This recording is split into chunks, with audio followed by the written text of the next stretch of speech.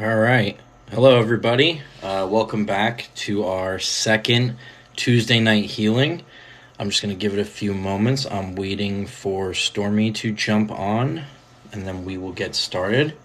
I want to thank you guys all for joining us again. It's really awesome to see that you guys are keeping up with what's going on and to reach out about what's going on and, be a part of everything. It's incredible. So just give us just a few moments. She's going to be joining any second, and then we will get started. In the meantime, while we're waiting for her, I just wanted to tell everybody thank you so much for all the followers and stuff like that. We are 1,500 followers away from 10,000, which is just absolutely incredible that we have gotten that far. I'm just truly humbled by the entire experience. You guys are incredible. Thank you so much for following along, showing support. The book sales are doing really well too. We're getting a few books sold each week, and you guys are reaching out to me and letting me know what you think about it, which is incredible. The Amazon reviews, I mean, it's just something that I would have never dreamed of. And I'm so happy that, we've gotten to this point. I enjoy doing these live chats with you guys. It can be a little nerve-wracking at times, but it's all about helping each other. It's all about us working together and, getting through common things.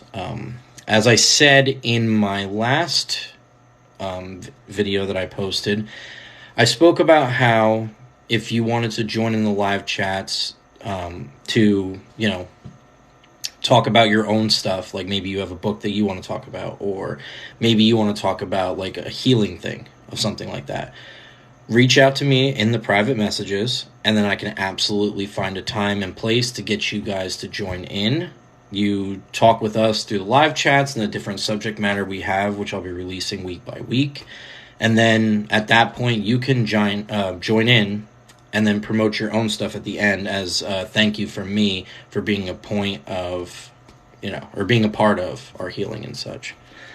I see we're having a little bit of trouble with Stormy getting on, so just give it a few more minutes, and then we'll get started.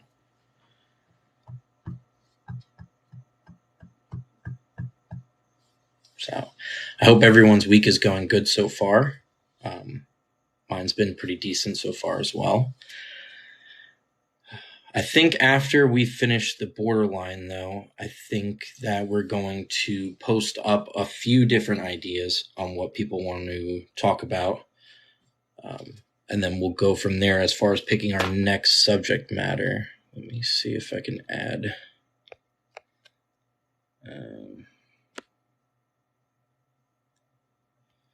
It's not letting Stormy join.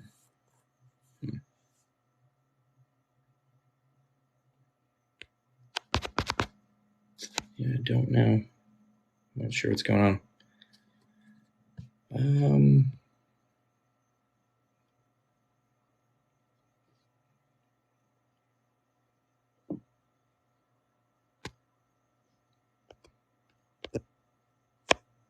Stormy, I just sent you an invite, so maybe that'll do it.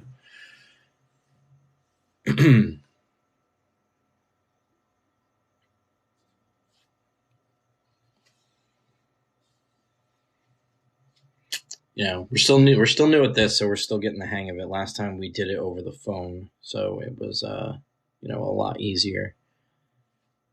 But we will get there. We will have this figured out for the next time. So hopefully we don't have any technical issues. But if it doesn't work out, then we will just continue on as such, and then make sure we're set for the next time. So while we're waiting for Stormy to join, okay, so she's getting an error code. All right, then we'll just continue on as such for now, and then we'll go from there. For next week, we'll make sure that we get everything ironed out, because I'm not really sure what's going on. Or you can call. Yeah, give me 1 second to get into my other thing. Hang on. Oh.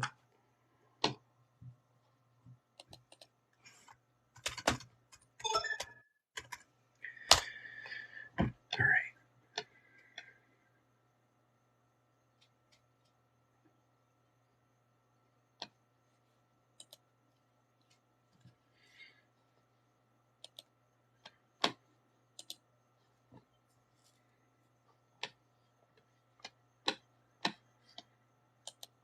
see.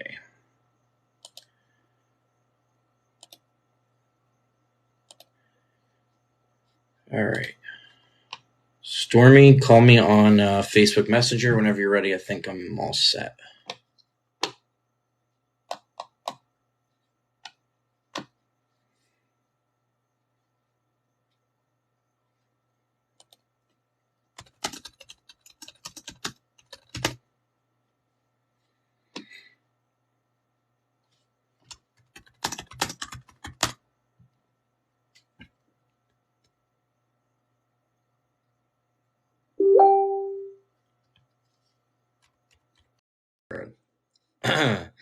So, technical difficulties. Yes. We're still new to this. This is only our third live, so we're still working out the kinks. But practice makes perfect, so we'll eventually get there. That's right. Yeah. Okay. So, we're going to be talking about the third and fourth symptoms of borderline tonight to keep our subject matter going, to cover all 9 of them. Last week, we talked about the other 2, which would be fear of abandonment and unstable relationships. On this episode, we're going to be talking about unclear or shifting self-image, or also known as identity disturbances, and we're also going to talk about impulsive or self-destructive behaviors. Now, with us talking about this, I'm going to not only give the definition of what these things mean, but at the same time speak on behalf of what it's like to go through them, since I suffer from borderline personality disorder. And then Stormy, who has been very close to me for a very, very long time, can talk to you about what it's like for loved ones going through that, and maybe some techniques and stuff like that she's learned in order to deal with it and look past it, to see that it is just the illness speaking in that time. So to start us off, unclear or shifting self-image, also known as identity disturbance. When you have BPD, your sense of self is typically unstable. Sometimes you may feel good about yourself, but other times you hate yourself, or even view yourself as evil. You probably don't have a clear idea of who you are or what you want in life, and as a result, you may frequently change your jobs, your friends, lovers, religion, values, goals, or even sexual identity in certain cases. So it is a common thing. I can speak on behalf of that I constantly am changing my appearance for that exact reason. Things with whether it be my hair color or hair style or clothes that I wear, or just how I view myself when I look in the mirror and stuff like that, it's constantly changing. I mean, there may be days when I look at it and I'm just like, wow, like, okay, like I look pretty good. And then there's other days where, I'm constantly judging myself on my appearance, or, things about myself in general, my personality, just how I deal with things, or how I talk to people, or even how I view myself as far as like friend material or dating material or something like that. Sometimes I'll think of myself as in a negative light, like I'm not good enough, or in other light, I'll think about it like, okay, maybe I am. Now, it's constantly changing, so you can never have that clear outlook and be okay within yourself. And that creates a lot of, emotions that come up, and it can, also add into the swings of the entire thing. You could sit there one day and have somebody come up to you, maybe they're interested in you in a relationship manner, and tell you, that they think that you're really good looking, or that you're really sweet, or you're a very caring person and stuff like that. But if you don't look at yourself in that same light when you look in the mirror, you're not going to believe them. And if you think of yourself as, not being good enough to love and stuff like that, then you start to look at them like, well, what's wrong with them if they're interested in somebody like me who's just completely messed up? So it's constantly changing all the time, and it's a battle. It's constantly a battle. This is one of the things that I always had an issue with.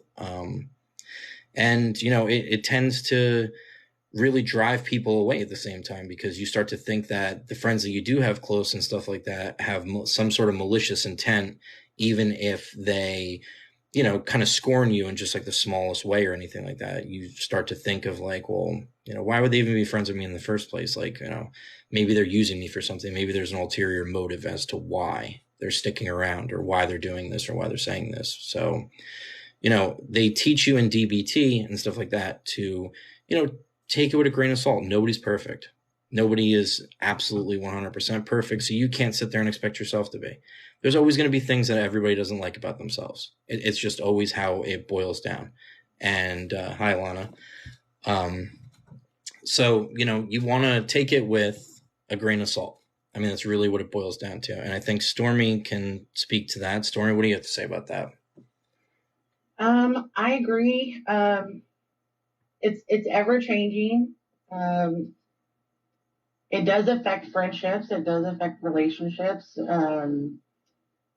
It causes some issues if you're not, like, again, like I spoke last week, if you're not aware of what's going on with your borderline personality disorder, like to like a person you just met, they're not going to understand it. They're not going to get it. I certainly didn't get it in the beginning of our friendship.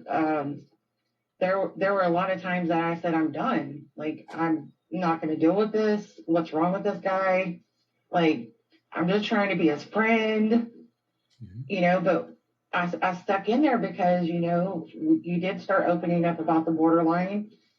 And then I said, well, you know what? I'm going to take the initiative to read up on it. I'm going to take the initiative to still be his friend, even though it's tough. Mm-hmm. And I mean, it's took a lot of years for that to come to that place we're at now. Yeah. Yeah. I mean, essentially, I didn't really want to talk about it back then. And I wasn't keen to being open about it and stuff like that. So, I was going through a lot.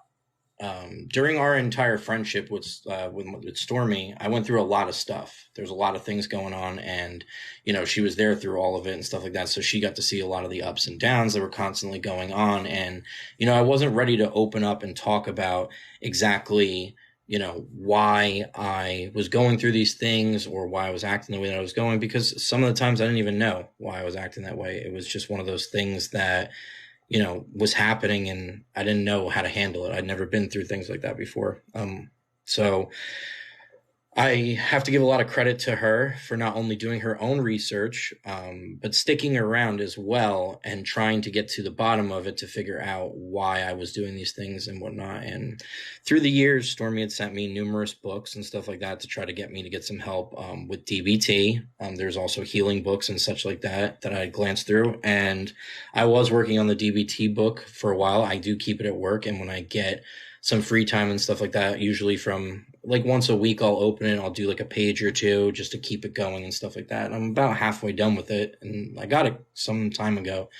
So it does help for me. Like my biggest thing was writing and stuff like that. So like whenever I would keep a journal and stuff like that, I would write down and, talk about the unclear and shifting self-image. I mean, what happens is I would write something down and then I would go back to it eventually because I'm a habitual rereader of the things that I write. It helps me relive in the moment and stuff like that and see how far I've come and, know what was causing anything that was going on. So when I reread things and I see where I was, let's just say a year ago, it's vastly different than where I am now, as opposed to 5 years ago. It's also vastly different than a year ago than to now. We're constantly changing and we're evolving. And the more we educate ourselves with these things, the easier it is to cope and to deal with these things and to not let them become as intense. So, my advice to anyone who's having issues with that is to, we're constantly going to change. Just take it day by day and, try not to beat yourself up so badly about it because nobody's perfect. And, at the end of the day, we're all going to have feelings of insecurity. And it's just something that we have to live with, but you have people around you that are special and you keep them by you. And, if they're telling you something and they're sticking through thick and thin, as my relationship with Stormy has proven, it's because they genuinely care about you. They're genuinely friends. So it's nice to have that sense of security. Like I would consider her like my rock. Like I would, it's just something that I know.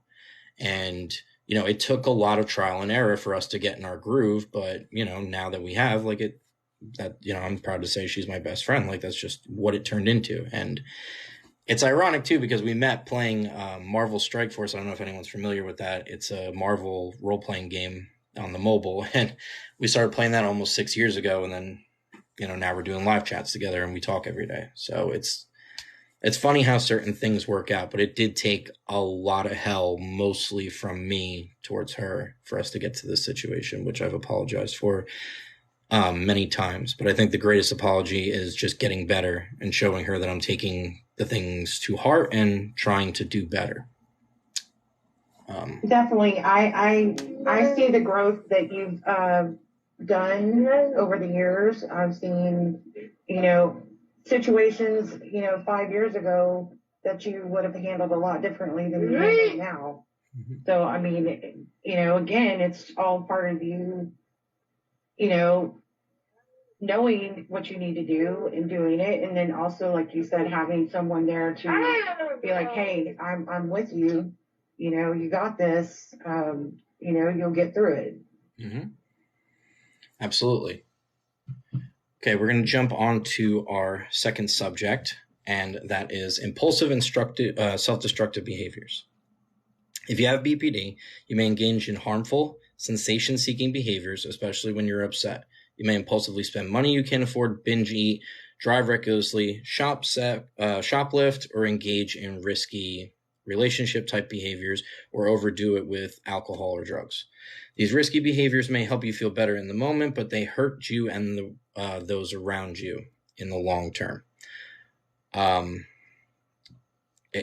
it's a tough thing to speak about. I can say that, yes, have been known to be one of the most impulsive people when it comes to especially spending money or even never really driving recklessly or shoplifting, but risky behaviors and stuff like that, especially with alcohol and stuff when I was younger.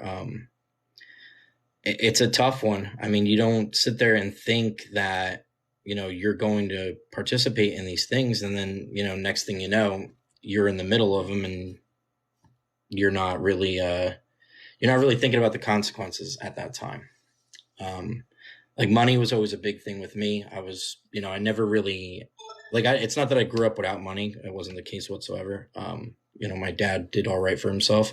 It was more so like when I got on my own, I started working at 15 and I made my own money and stuff like that. I would spend it faster than I had it. Just, I don't know why. Never could explain it. If I had to put a label to it, it would probably be this. But that's what was going on with that. And the risky behavior and stuff like that, especially with, being in and out of relationships or being with people that maybe you shouldn't be with. It's tough. It is. You find gratification when you are sitting there and just like my biggest thing was that, you would meet somebody and then all of a sudden you would think that, oh, they're the one, or they're the ones that's not going to cheat on you. They're going to be good to you and all this stuff. And, chances are that it's probably not like that. And, when I was younger and stuff like that, I would rush into relationships really quickly and I would feel like I was in love, like a month into it. And it took me, a long time to pump the brakes and figure that out. And, it took a lot of healing, but it also took a lot of hurt too. I can honestly say that, I was in love once, with my daughter's mother. But that didn't end, in a good way, but it is what it is. It's not something to think back on or whatnot. You just got to keep moving forward. So with that being said, some people, you could be binge eating. I've heard of that when I've talked to people in the past where they'll just eat and eat and eat, like that old term that they say, eat your feelings and stuff like that. It's a very common thing that people go through, driving recklessly. I mean, with the constant bouncing back and forth on whether I want to be alive or don't want to be alive, I can understand why people would do that. Shoplifting, it's just behavior that you're doing knowing that it's wrong because you're that risk or that feeling like you're going to get caught, or even with the overspending and stuff like that. You're spending all this money that you don't have, and it's almost like you're like daring them to like come collect from you or some manner. It's just like a risk. I don't really know a better way to describe it other than just like the risk of it all, because it's something wrong, but you're risking, just the whole thing of the whole situation of it. Same thing with alcohol, obviously with drugs as well and stuff too. You overdo it with it. You're not really thinking about the consequences. You just really jump into it without any thought of what's going to happen, if you're going to make it out of it, or if you're not, you just kind of just do it. And it's not good. I mean, it really hurts the people around you. It's like, another thing you'll see in these chats and stuff like that. Justin Furstenfeld from Blue October is a huge inspiration to me. And, one of the things he said in one of his live videos is, there's only so long someone wants you or watch you circle a drain before they tell you, it's time to get up and do something about it. And it couldn't be any more true. I mean, people sit there and they'll watch you have a drinking problem or an eating problem or, just killing yourself in any manner. I mean, even if it's not literally killing yourself, just the things that you're doing and stuff like that are not good for you. And there's only so long that somebody wants to watch you do that before they're like, all right, like enough is enough. Are you ever going to step up and do something about this? Or, or are you just going to keep being like this? Because nobody wants to sit there and watch you go through this. Nobody wants to see you, passed out on the floor drunk. And then, you say you're going to change and then it's not even a week later and you're doing it again. And, that was a huge problem with me as well in the past. Like, I'd always be saying like, well, this time's going to be different. This time's going to be different. But I mean, literally the definition of insanity is thinking that things are going to change and you constantly keep doing them over and over and over again. So Stormy, if you want to speak to that, from your perspective with the whole thing. Yeah, like in the beginning, like again, I was like not fully understanding, when you were having the swings or triggers or impulsive behavior. A lot of it I just looked at like this guy's a-hole, he's a jerk. I mean, like, what's wrong with him? Like, but then because just how I am with just anybody, I was like, you know what? I'm not going to give up on him because I feel like he needs somebody in his life that's not going to give up on him. So we've been through a lot of your impulsive behavior. And I mean, there's been times that, it's affected me. It's affected me, like stressed me out, make me worry about you. Things like that where, and now I can even pretty much pick up on if you're having some kind of a swing before it happens. And so I just ride it out with you, but I do try to be like, hey, you need to do this or you need to do that, just that way that I know. And then afterwards, you usually are like, yeah, should have listened to you. and it is, because I mean, it is, not to cut you off, but it is. That's exactly how it's turned out. But I mean, now, like I said, you've grown so much as far as like your healing, your understanding of BPD.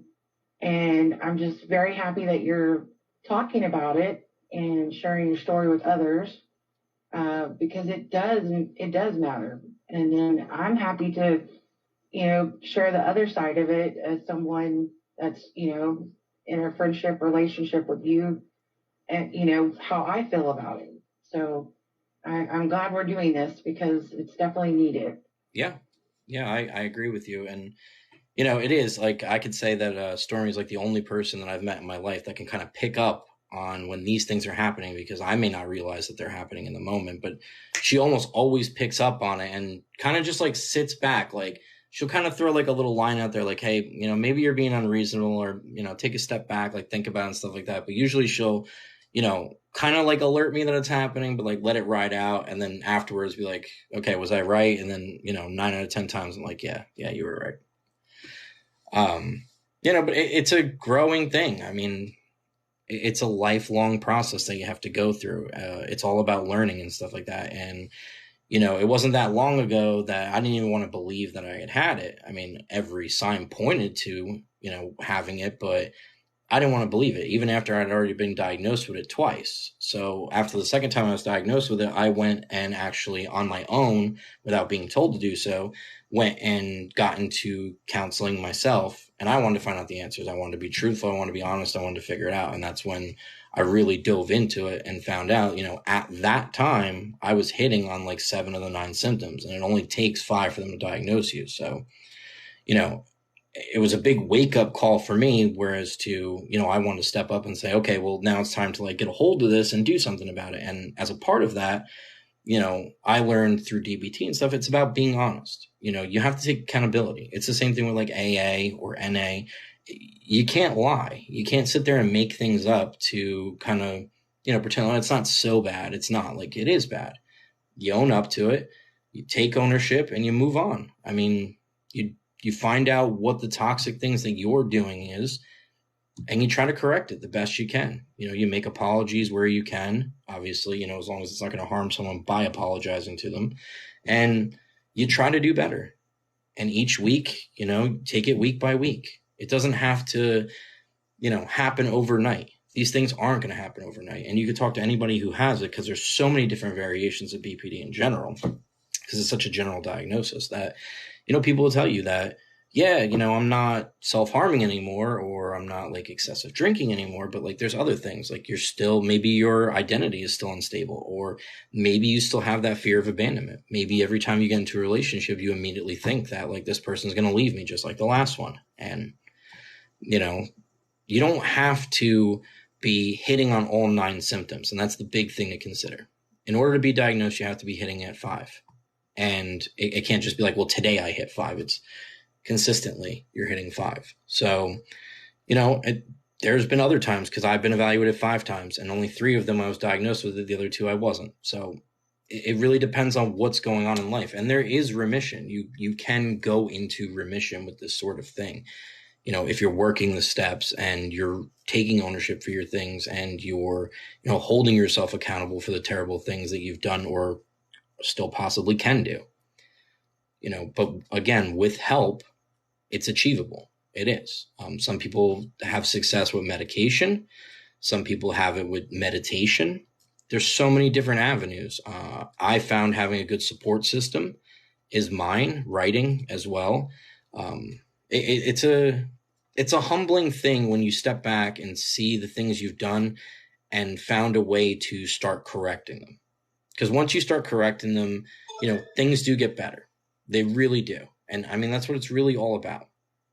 And I hope that by doing these things, as we dive into more subjects and stuff like that, because, next week, I think we have about we have a month left of the symptoms of borderline. And next week's episode is going to be a pretty, I guess, dive deep episode when we talk about self-harm. And then we also talk about extreme emotional swings. So that's when it's going to start to really get into, like the meat and potatoes of the whole thing. And especially, I have quite a bit to speak on with those things. So, everybody who joined tonight, thank you so much for coming out and talking with us. And a couple of things to consider. This Thursday, we will be going into chapter 2 of the Souls of Paradise for more Easter eggs and such. So make sure you stay tuned for that. It'll also be at 7 p.m. Eastern Standard Time, just like today was. Next week, like I said, Tuesday, we're going to be going through that. But I wanted to reach out for everybody that's watching right now before I let you all go. If you're having a crisis, or if you're having any questions, or you're having an issue or anything, please feel free to reach out to me directly. You could also reach out to Stormy. We're all in this together, and that's what we're going to keep saying every week, the more things we go through. Once we get through the borderline, we already talked about we were going to go on to things like autism. I had another person that follows the page reach out and wanted to talk about bipolar. So there's other things in this that we're going to be going over. And I'm not an expert on this whatsoever, so please don't take, what I'm saying to be a medical expertise. I'm not a trained medical professional whatsoever. I'm just someone who suffers from it, so I can speak to having it. But again, there's so many different variations of it that mine might be completely different than somebody else. And they may not experience the same things I am. So, but like I said, we're all working together. So if you are going through a crisis or anything like that, please feel free to reach out. I'll try to get back to as many people as I possibly can. And we can help each other. If you want to join one of our live streams when we do these, like I said, Tuesdays is the healing. Thursday is the Easter eggs about the book. However, I would, be okay with you guys jumping on and joining into us. We'll chat beforehand so we could talk about it. And as a thank you to you for joining in and talking to us with the healing and stuff like that, if you are a book talker or a writer or whatever the case may be, and you have a product that you would like to promote, as a thank you, you can use the platform to also promote your stuff, and we can like and share your stuff as well for joining in and being a part of the healing. Because it's all about working together, because you never know. Something that you may jump on and say may help somebody that's struggling tonight.